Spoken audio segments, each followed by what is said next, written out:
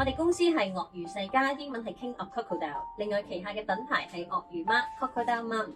我哋有超過咗10年㗎啦。我哋嘅鱷魚場就係喺呢一個馬來西亞沙巴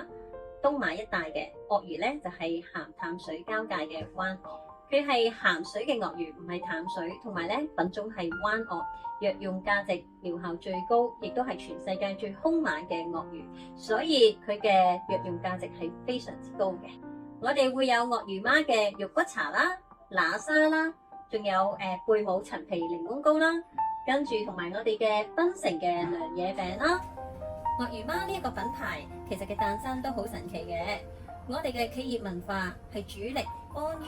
香港嘅弱勢社群同埋低收入人士，令到佢增加工作機會，為我哋嘅企業文化同埋最大嘅目標同埋前提嘅。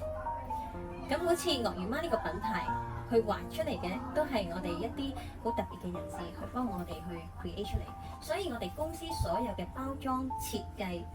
或者係分店嘅格局，都係由我哋呢一班好好嘅同事去幫助嘅。雖然佢哋係喺弱勢社群，但係佢哋做得非常之好。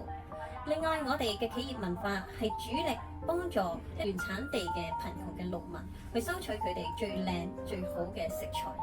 帶嚟香港，帶去任何一個國家，希望每一個國家嘅粉絲都可以買到最靚最優質嘅原材料。我哋亦都會係精挑細選過，將最靚嘅嘢去引入去我哋嘅品牌入邊嘅。我哋係唔會做一啲唔好嘅材料嘅食物同埋產品，係我去親自去挑選嘅。我會去每一個地方，我會自己試過食過，了解佢嘅工場，了解佢嘅原材料嘅來源，做我哋自己嘅品牌，我哋嘅貨品嘅。